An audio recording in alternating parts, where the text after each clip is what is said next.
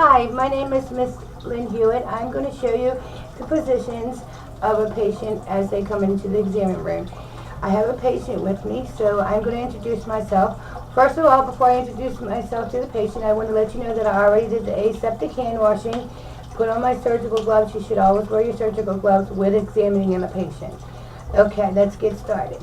This is my patient record. I'm going to introduce myself, and I'm also going to explain to the patient every position that I'm laying her in. Okay? Hi, Miss. My name is Miss Hewitt. What is your name? Elizabeth. Hi, Elizabeth. Today I'm going to put you in different positions to show everybody how we examine a patient. Okay? Nothing's going to hurt today. Okay? Are you ready? I'm going to take it. I'm going to do it slow with you so I can show. Okay? All right, we're going to do the supine position.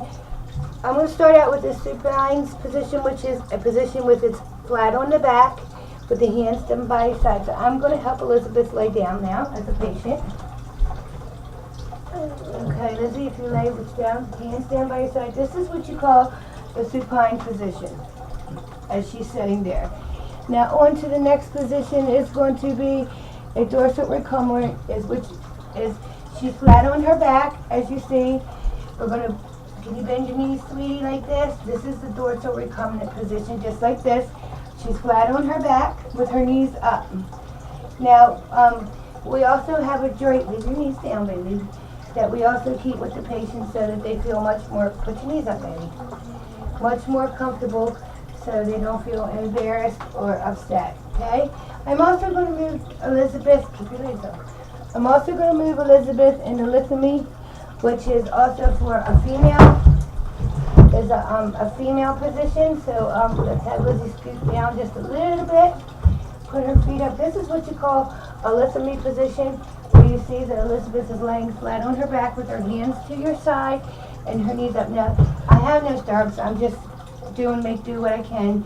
But as you see, this is how what the lithomy position is. Flat on her back with her knees up. Usually they're in stirrups, like I said, but we don't have no stirrups right now. Okay, the next one we're going to do is the forward position. Turn around. I'm going to scoot Elizabeth out. Now, normally if I had a regular examining table, she would sit elevated up and her hands on her waist like that. So it will be elevated up with her hands on her waist. That is for people that is having trouble breathing or anything like that. You see she's laying flat out with her hands on her waist. Okay, our next position is going to be our prone, which is, I'm going to help Elizabeth turn on her belly with her head on the side. Lay your head to the side.